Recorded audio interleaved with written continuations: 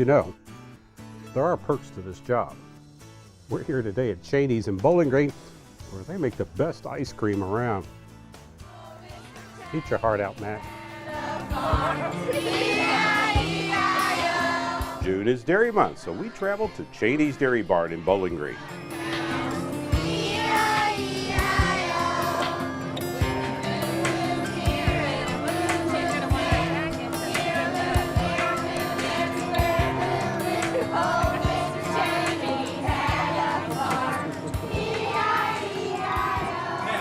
You all already know that Miss Glimmer is a horse.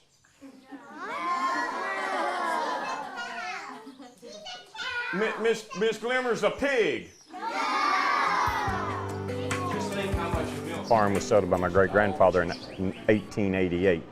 They started with, of course, just like most farmers at that time, with a couple of cows and had some pigs and had some mules, and if they had it, you know, they used them here.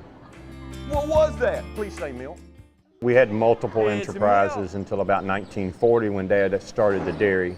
Started with 2 cows, and by 2001 that had grown to about 125 cows. And at that time we had an internet sale to kind of reduce the herd down. At that time we started looking at another way to maybe keep the farm going, and that's when we decided to do the agritourism. And that's when we built the dairy barn, was in 2003.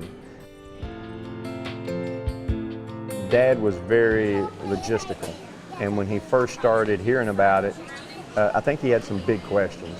But once I sat down and explained it to him about what we really had in mind, I think that he saw then with the way that we have these houses and a park now across the road, and Bowling Green is coming closer and closer and closer as we go. He knew that things would have to change. So Dad was very for it and absolutely enjoyed it up here. You know, we always talk to the kids about the relationships that we have with our animals. But I think now for the last 3 years, it's become even more important, because if they're seeing something on TV that maybe tells them something a little bit different, now they can say, hey, now wait a minute.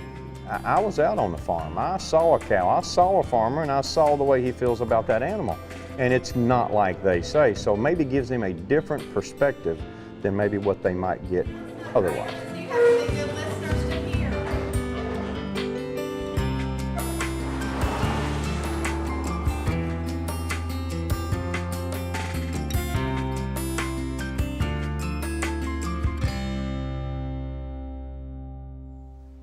This year, the Kentucky Farm Bureau Education Foundation awarded approximately 90 county and state scholarships worth over $130,000 to Kentucky students. Since 1953, nearly 1,400 students have received over $2.1 million in scholarship funds.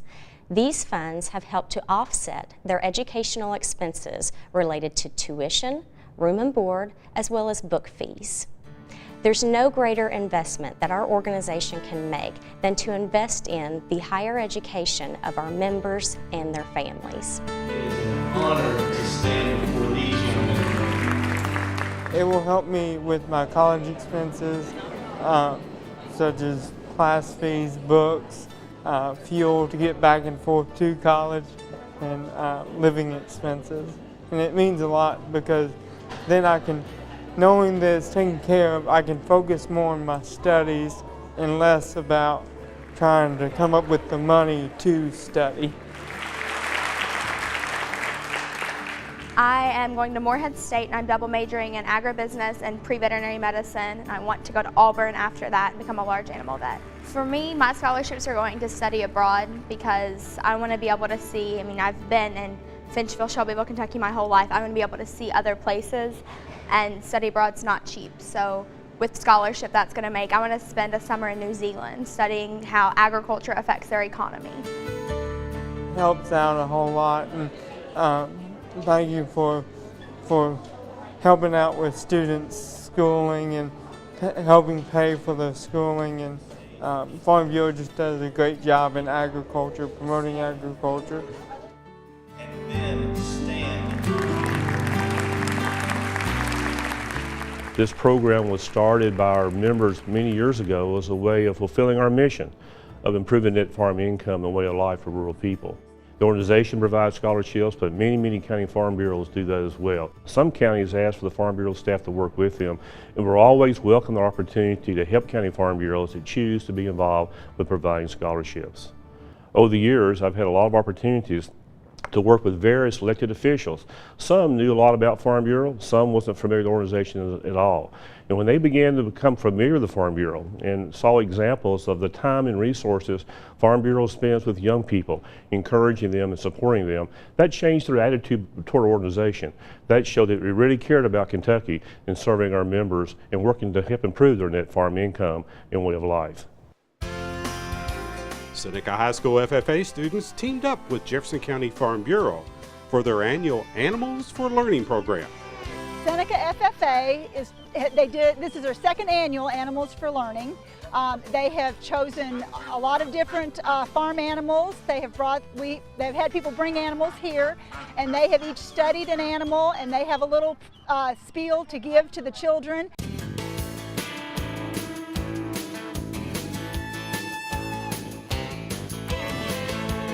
The students that are involved with FFA, they take the skills that they've learned in class all year, skills they've learned in competitions, different events that they have attended, and they present to the elementary school students or the high school students, whoever their audience is that's going through. So we want the students that are coming through to gain some basic knowledge about the animal, learn how it impacts our economy here in Kentucky, and just get some overall experience with the animal. For a lot of the students, it's the first time that they've ever had any contact with that animal or even seen that animal. The FFA is growing because we've told people about it, and we only had about 6 members last year, but this year we've got up to 40, 50 members, and it's awesome that we get to do things like this, and the elementary kids come over and they see the animals and they learn about them, and we have posters set up and we tell them information on the animals. This is the domestic pig. Her name is Chloe. She's about 8 weeks old, and when she grows to be full grown, she'll be anywhere from 400 pounds. Well, they actually use goats for their meat and milk. Like, if you can't drink a cow's milk, you can drink a goat's milk. Today, we want the children that are coming to visit this to know where their food and their fiber comes from, and this is a great place for them to be able to see animals that they may never see at any other time. Today in agriculture, there's so many different industries that you could get into, and it's not just about farming anymore. And that's one thing that we've really tried to push here at Seneca. Last year, when I came to the program, everyone thought it was just about farming. The kids, including them, they thought it was just about farming, but it's not. There's so much more that you can go and do with agriculture versus, the traditional farming. It's really good that they have FFA in an urban school because there's not really a 4-H program in this county, and I've always loved horses and had a passion for agriculture, and I really hope that I can expand my agriculture experiences into college and hopefully become an agriculture teacher.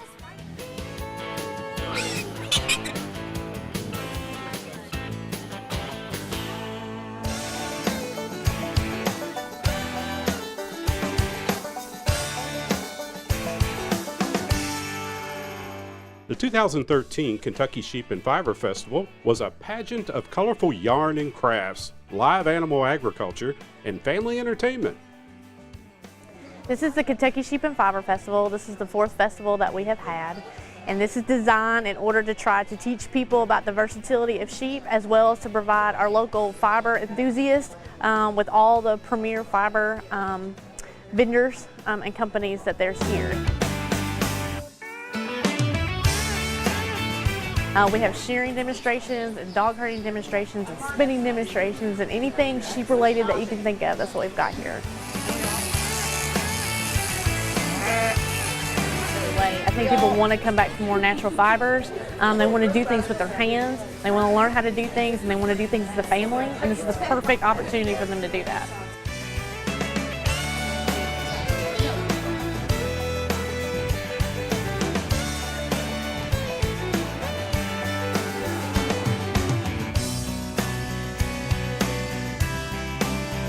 I hope people take away from this that they can come to a festival and find their fiber needs, that they can meet a variety of different businesses and they can network, they can find resources that they need, and that they can learn about sheep and they can learn about fiber and they can learn about alpacas and llamas and all the things that these creatures offer us. Because Llamas and alpacas and sheep and goat are the most versatile animals that we can have in the state of Kentucky.